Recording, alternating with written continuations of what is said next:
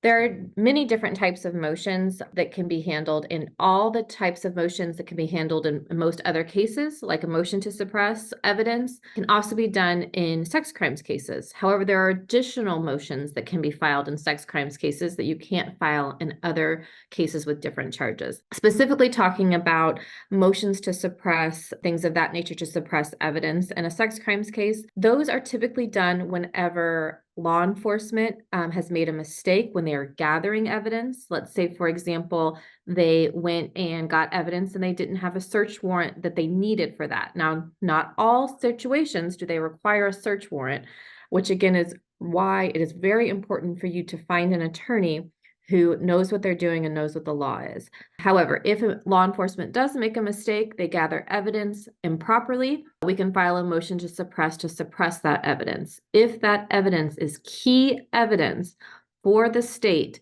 that they cannot go forward if they're not allowed to present that evidence, then the case could be dismissed at that point. There are also additional motions that are just unique to sex crimes cases. In Kansas, we call this a rape shield motion. These are actually motions not to keep evidence out, but usually to get evidence in. And what we mean by that is in Kansas, there are specific statutes and laws that protect a victim or an alleged victim. You guys may have heard that back in the day, a lot of victims didn't come forward because they were afraid of being bashed on the stand and brought up their entire sexual history, things like that. Kansas, in response to that, has made what's called a rape shield statute, which protects victims from that, meaning that a victim cannot be questioned about unrelated past sexual experiences. And even if we believe that they are related, we have to file a rape shield motion to ask the judge to still allow that information in. And we have to show the judge, we can't just simply by filing the motion doesn't mean that information is coming in.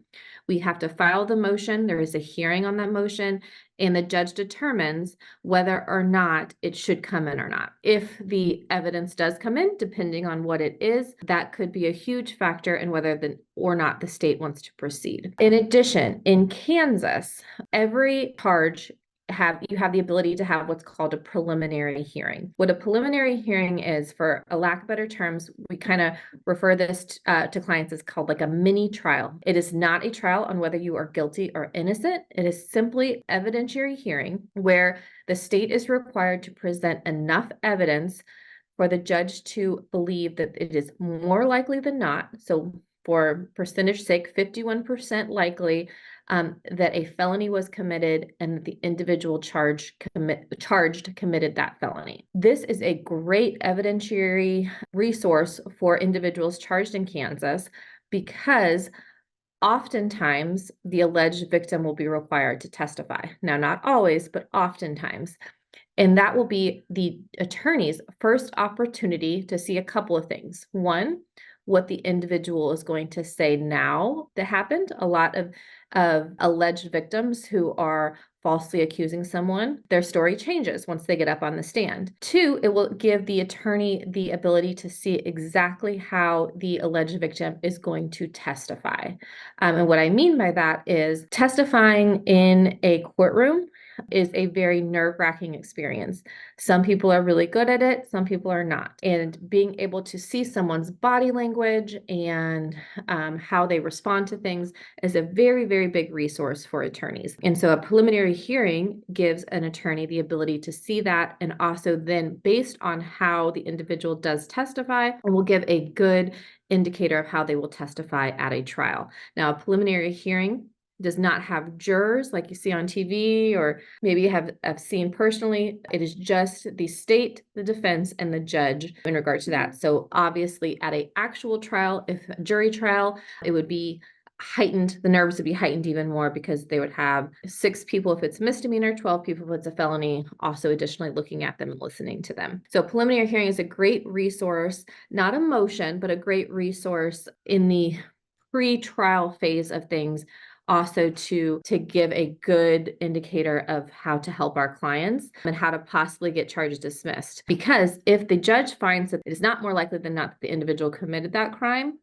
then the case at that point is dismissed. Now, that changes for Missouri.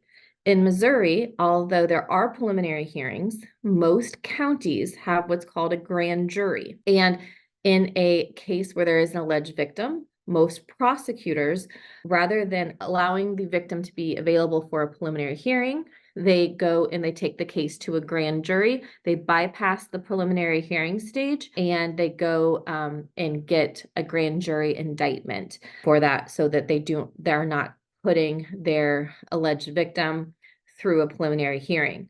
Now, what we can do in Missouri that we can't do in Kansas is to compensate for that. In Missouri, we are allowed to depose alleged victims and witnesses. In Kansas, you are not allowed to depose them. So in Missouri, we kind of get a feel for how a alleged victim, what they're going to say and how they're going to present through a deposition. Those are a little bit more costly. There's an additional fee to those, whereas preliminary hearings are not. But in both states, there are resources and ways to make sure that we, as your attorney, get a feel for how the alleged victim is going to do in a trial situation, as well as a lot of times it will be one of the very first or few times that the prosecutor will actually get to see how their alleged victim testifies. Before that, they are just simply reading a statement on paper or possibly watching the video of a statement they gave to the police or a forensic interviewer. And that is often very different than having a one-on-one conversation.